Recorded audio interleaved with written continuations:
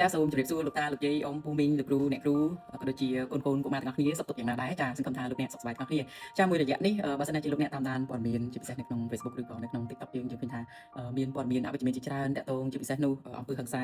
ហើយនឹងពាក្យសម្ដីចាគឺអាកប្បកិរិយារបស់មនុស្សភាពកាចសាហាវរបស់មនុស្សហើយសាហាវមែនទែនហើយសម្រាប់ខ្ញុំតខ្ញុំត្រូវប្រាប់ខ្លួនឯងខ្ញុំត្រូវដាក់កំណត់ខ្លួនឯងថាខ្ញុំអាចមើលបានប៉ុណ្ណាហើយមានរឿងជាច្រើនដែលខ្ញុំអត់មើលហើយរំលឹកត្រឡប់ទៅវិញទីមួយលោកអ្នកពេលដែលឃើញអញ្ចឹងគឺសូមកុំ share សូមកុំ like ចាហើយមួយទៀតយើងត្រឡប់ទៅមើលឬគល់ទាំងអស់គ្នាក្នុងនាមខ្ញុំជាគ្រូហើយក្នុងនាមខ្ញុំជាម្ដាយដែរសំណួរមួយដែលមកកាន់ពួកក្បាលខ្ញុំមុនគេថាតើហេតុអ្វីបានជាមនុស្សមានលើកដៃធ្វើបែបនេះចាលោកអ្នកត្រឡប់ទៅឬគល់គឺពិតប្រាកដមានន័យថាបើសិនណាជាផ្លែឈើដើមហ្នឹងចេញតែផ្លែមកស្អុយបើយើងគ្រាន់តែបេះផ្លែហ្នឹងបោះចោលមានន័យថាផ្លែលើក្រោយនៅតែស្អុយចេញមកស្អុយដដែលដោយសារវាមានបញ្ហាពីរឿងមកដូច្នេះដើម្បីឲ្យផ្លែបានល្អគេត្រូវតែព្យាបាលរឿងនៅខាងក្រោមហើយនៅពេលដែលមន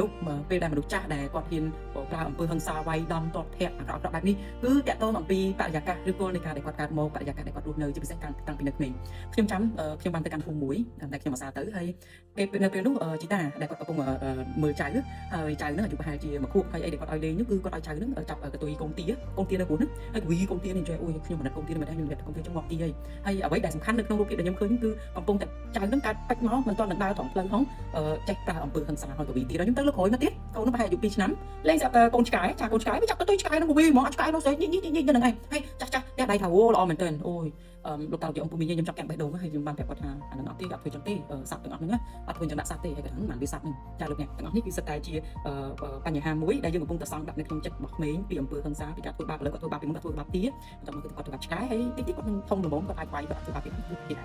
ដូច្នេះសំខាន់មែនតើត្រឡប់ទៅកាន់ខព្រះគម្ពីររបស់យើងវិញក្នុងសុភាសិតដែលថាចុះបង្ហាត់បង្រៀនក្មេងឲ្យស្គាល់ពីផ្លូវដែលគាត់ត្រូវដើរគាត់នឹងមិនភ្លេចផ្លូវនោះរហូតដល់ចាស់សូមចាំថានៅក្នុងផ្ទះមួយនៅក្នុងគ្រួសារមួយនៅក្នុងសហគមន៍មួយដែលមានអំពើហិង្សាបើឪពុកម្ដាយវាយកូនចង់មិនចង់កូនពេលធំទៅបើគាត់មិនស្គាល់ព្រះទេបើគាត់មិនបានថែរក្សាចិត្តគាត់ទេគាត់នឹងទៅវាយកូនគាត់នឹងទៅជេរកូនគាត់អ្វីដែលគាត់បានរៀនបានពេលដែលគាត់នៅទីគាត់នឹងបរៀនទៅដល់កូនទៅដល់ចៅគាត់ជំនាន់ក្រោយទៀតចា៎ដូច្នេះដើម្បីចូលរួមជាមួយគ្នានៅក្នុងការដែលឲ្យប្រទេសជាតិឲ្យប្រជាជនយើងឲ្យមានក្តីស្រឡាញ់បន្ថែមទៀតយើងទាំងអស់គ្នាត្រូវតែបន្ថែមក្តីស្រឡាញ់ហើយកន្លែងនេះដែរខ្ញុំចង់បញ្ជាក់ដែរលោកអ្នកដែលរៀនជាមួយខ្ញុំលោកអ្នកដែលស្ដាប់កម្មវិធីវិទ្យុដែលខ្ញុំទៅចែកចាយកន្លងមកខ្ញុំបានបញ្ជាក់ឲ្យថាខ្ញុំ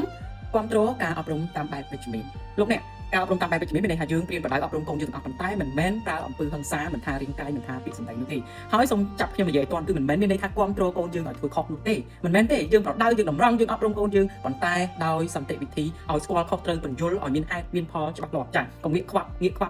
មិនមានប្រទេសទំនើបមិនមានអ្នកវិទ្យាសាស្ត្រណាមួយដែលហ៊ានអះអាងថាដែលការវាយជួយឲ្យមនុស្សស្លាប់ជាងមុនគឺអត់មានទេចា៎ដូច្នេះយើងជាឪពុកម្ដាយមិនមែនឃើញកូនដើរឆ្កុយទៅមិនស្គាល់ចាស់ទុំសម្ដីសម្ដៅអាក្រក់អត់បដៅអត់អប់រំវាទាត់វិធាក់គ្នាមែនទេអត់ទេអត់អាចមិនអប់រំទេគឺជាកាតព្វកិច្ចយើងជាឪពុកម្ដាយជាអាណាព្យាបាលជាអ្នកអប់រំដល់កូនរបស់យើងប៉ុន្តែសូមចាំថាអប់រំដោយមានហេតុផលអប់រំដោយសន្តិវិធីអប់រំដោយប្រាជ្ញាចា៎ហើយនៅក្នុងកម្មវិធីវិទ្យុដែលខ្ញុំបានចូលរួមជាវាគ្មិននៅកម្មវិធីចុងក្រោយទៅពេលដែលកម្មវិធីគាត់ចាក់មកឃ្លីឡើងមកវិ